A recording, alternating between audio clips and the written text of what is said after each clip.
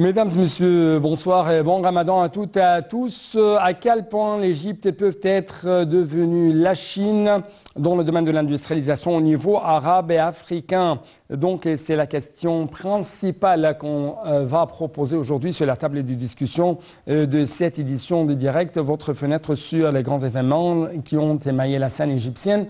Et ça, bien sûr, à la lumière des efforts de l'État égyptien visant à localiser les industries. Justement, je dois vous rappeler que l'initiative présidentielle intitulée Ibda ou commencer a été lancée pour soutenir la localisation de l'industrie, bien sûr, et pour s'appuyer sur les produits locaux et réduire en même temps la facture des importations. Cette initiative vise à renforcer le rôle du secteur privé national à travers la localisation de nombreuses grandes, moyennes, petites et micro-industries en Égypte par des incentives sous forme des terres en usufruit et d'exonération fiscale pour 5 ans, en plus de fournir le soutien nécessaire pour légaliser la situation des contrevenants et de fournir le soutien technique et matériel nécessaire aux défaillants. Donc, cette initiative a plusieurs dimensions à analyser, a plusieurs dimensions à révéler à travers les analyses de notre invité de marque. Il s'agit du docteur Philippe Megali, le grand économiste égyptien, le consultant économique quand même, ou le conseiller économique au sein du Conseil des ministres égyptiens. Monsieur Philippe Megali, bonsoir. Monsieur Philippe. Allô, bonsoir. Oui, bonsoir, Monsieur Philippe. Merci beaucoup pour nous rejoindre à travers la ligne de l'ATV International. Bonsoir, Monsieur Annie, comment ça va? Merci beaucoup. Donc, ma première question porte sur votre point de vue concernant l'importance de cette initiative Ibda ou commencer et comment ça va doper un peu plus le développement industriel en Égypte, notamment dans le domaine de la localisation des industries. L'industrie, c'est quelque chose de très important pour la valeur ajoutée, parce que si on a les matières premières et on essaye d'industrialiser tout ce qu'on possède comme matières premières, ça nous ajoute beaucoup de valeur sur la valeur ajoutée des produits finis et en les vendant sur le marché sur deux secteurs, ou bien sur la consommation ici sur le pays, sur le marché égyptien. Ça nous évite d'importer et d'utiliser des devises, et aussi d'exporter, cela nous rapporte aussi des devises. Donc c'est double sens, donc c'est double profit. Oui. Oui.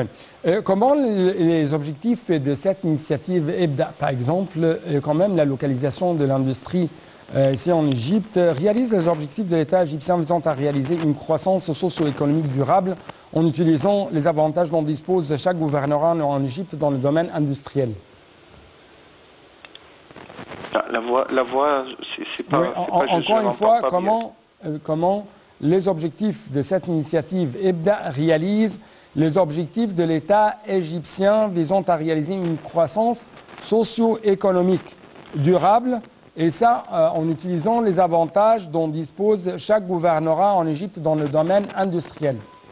Oui, parce que si on utilise toutes les normes, ça va nous résoudre le taux d'inflation, ça va résoudre aussi le chômage, le pourcentage de chômage, parce que comme ça, on a des nouveaux projets, de nouveaux produits, on retourne à l'activité de l'industrialisation et l'industrie et la production. Ça encourage les gens à continuer à produire ou bien à investir leur argent sur des projets, ou bien le redressement des usines qui sont fermées, ou bien de faire de nouveaux projets, de nouveaux usines. Ouais. L'activité commerciale, ça va commencer à rouler et ça nous résoudre tout ce qu'on a cité comme des problèmes de l'économie.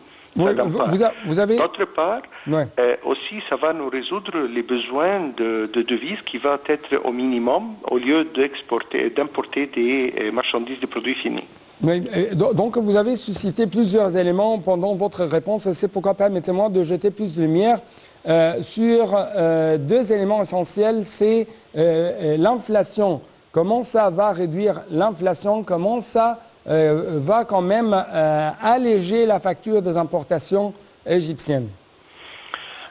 Si l'argent va augmenter entre les mains des gens, du peuple, ça va être un des facteurs qui encourage à consommer. Les gens, ils vont acheter des marchandises finies, et des produits finis. Mais si on va les encourager à investir, ces argents, au lieu d'être orientés vers la consommation, ça doit être orienté vers la production.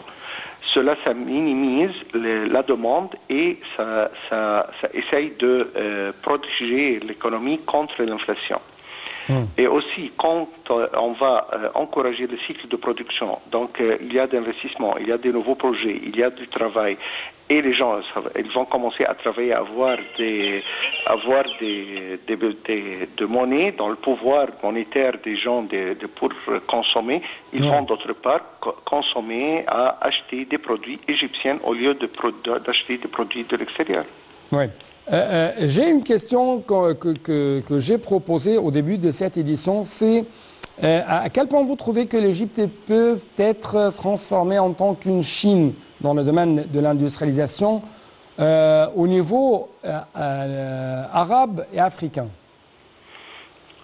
On n'est pas très loin de l'exemple de la Chine, mais il faut être conscient qu'il y a une différence, une grande différence, parce que l'économie et la commercialisation de la Chine, elle est basée sur la production en chaîne et la production avec des grandes quantités. Ouais. Nous, si on va commencer à produire, on a des secteurs qu'on doit les traiter très bien.